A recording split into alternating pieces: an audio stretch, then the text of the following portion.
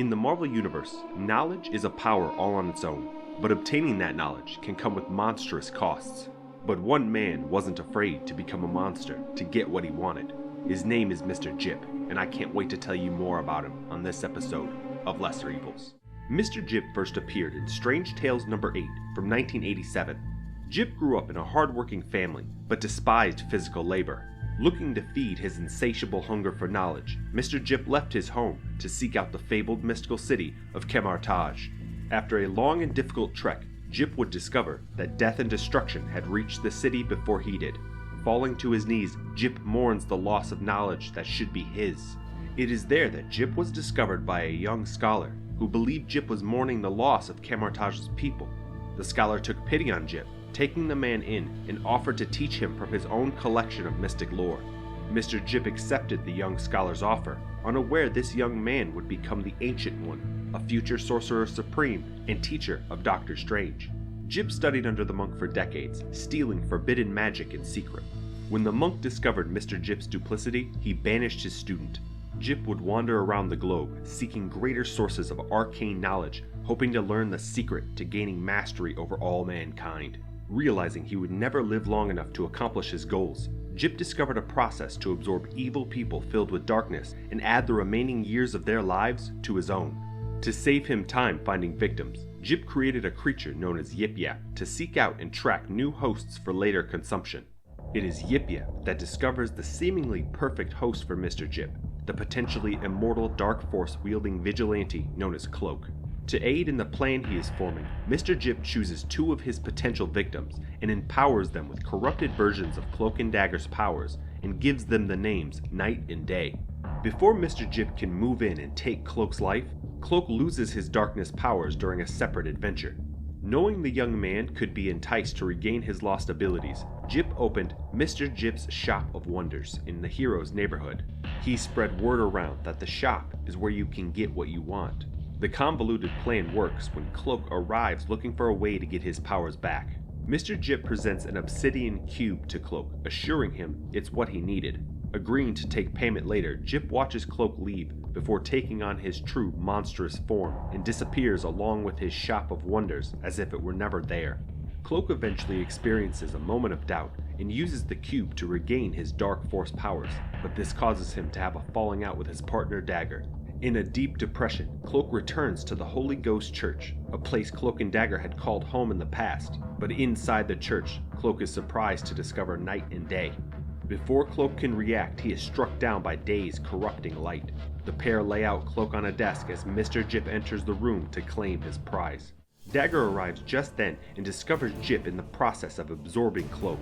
Day asks Jip if they can murder Dagger right there, but Jip cannot resist monologuing about his origin like a good supervillain.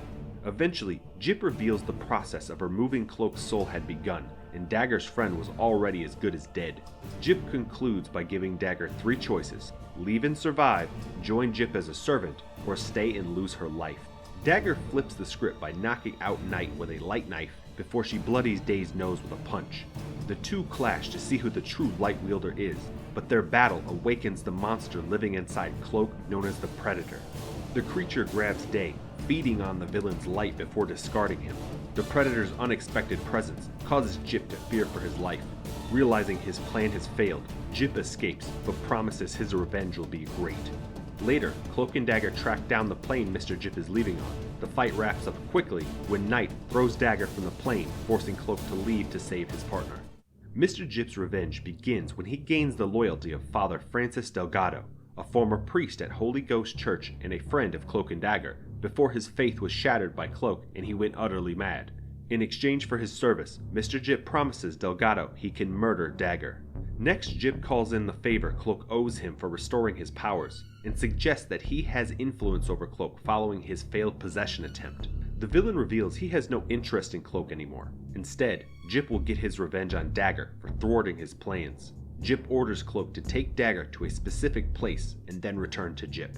Cloak tries to prevent Mr. Jip's plan by taking Dagger to a place of safety, but when Cloak returns to Jip, he learns the villain was 2 steps ahead all along. Cloak had unconsciously taken Dagger right where Jip had wanted. While Mr. Jip shackles Cloak in place on a mountaintop, Jip's agent Knight infects Dagger with an overload of pure darkness. This eventually leads to Dagger fighting X-Factor, and through Yip Yap, Mr. Jip watches the conflict with joy. Dagger would eventually rid herself of the corruption, but wound up being rendered blind as a result. At his base, Mr. Jip laments his failure to corrupt and possess Dagger, but has already moved on to his next contingency. Mr. Jip keeps a close watch over Dagger, even preventing her from being hit by a car in disguise, not ready for her to die before his next plan is in motion. As part of another plot, Mr. Jip approaches the vigilante called Mayhem, a former police detective and ally of Cloak and Dagger named Bridget O'Reilly, who was transformed into a violent metahuman during a case. Mr. Jip offers to cure Mayhem of her condition so she can return to her life. Seeing no other way to fix her situation, O'Reilly accepts the villain's offer. Mr. Jip gets caught up in another villain's plans for a change when the Atlantis attack storyline affected many parts of the Marvel Universe. The architects of the event sought to steal many objects of power to craft an even bigger object with more power, and then perform a ritual by kidnapping female superheroes, including Dagger. The villains use the members of the Serpent Society as their lackeys, and when they attempt to rob Mr. Jip, he turns this to his advantage. Jip captures the Serpent Society member Diamondback, and then switches her mind with that of the X-Men member Dazzler. Dazzler being chosen after she had unknowingly involved herself in one of Jip's previous plots. Mr. Jip blackmails the X-Men to retrieve the Society's targets for him in exchange for the women's minds being placed back in their proper bodies. When the X-Men succeed and return the magical objects to Mr. Jip, the villain mocks them for trading such powerful items for one life. Wolverine takes offense and threatens Mr. Jip, who simply grows extra arms to lock the hero down.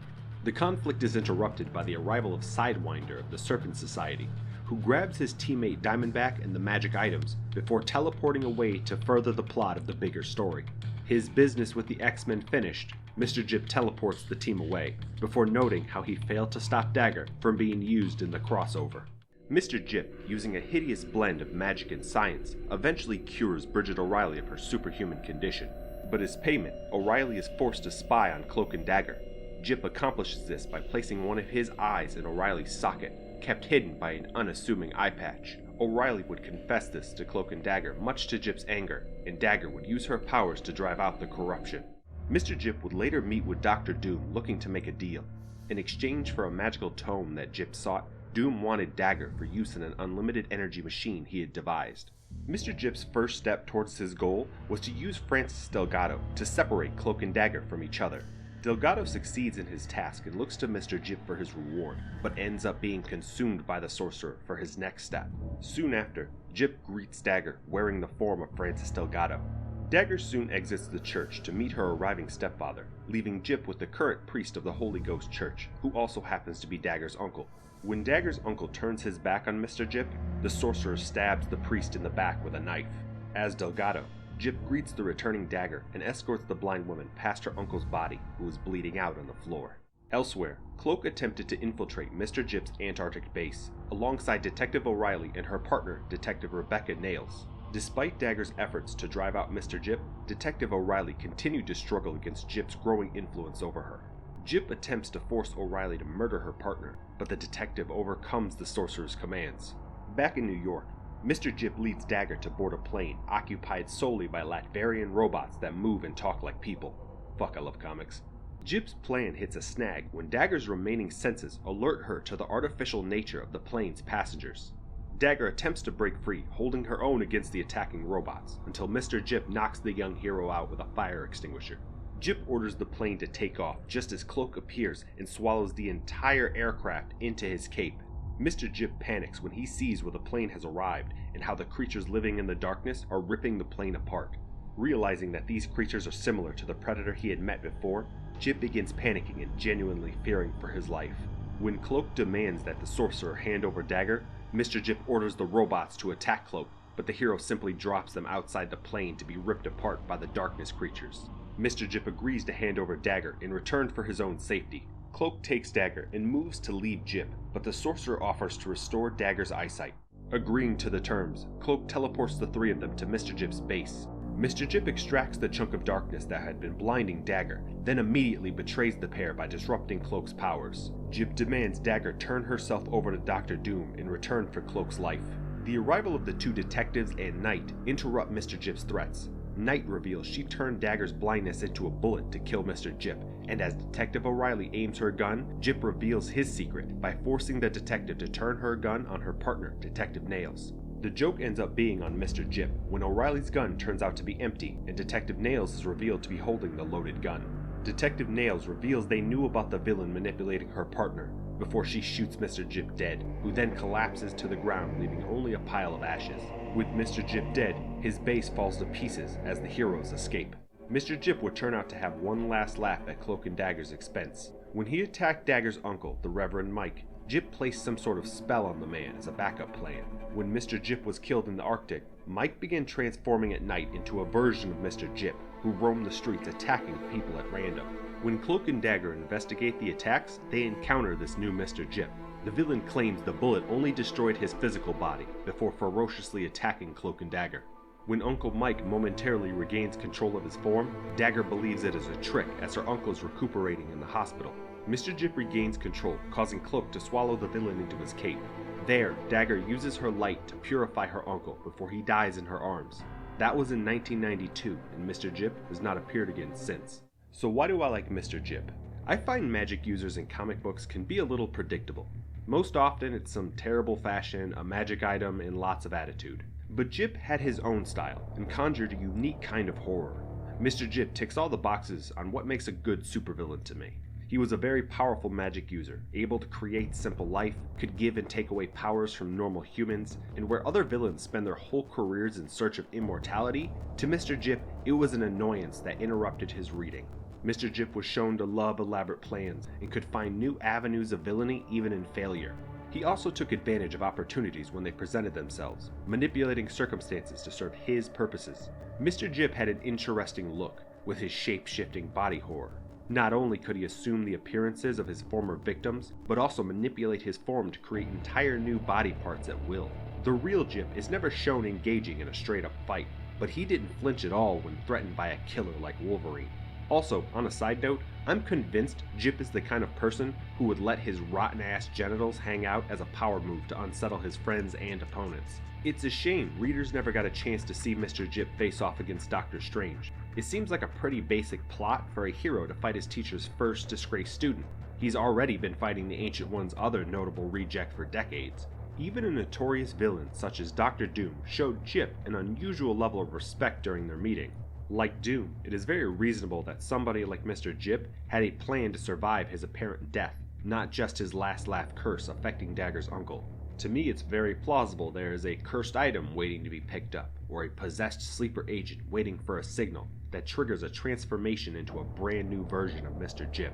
Ultimately, I think Mr. Jip is a villain with too much potential to be left unused and forgotten. There is always room in the villain stable for a well-spoken monster who wants to brutally absorb your life force to prolong his life and monologue about how he got there as he does so.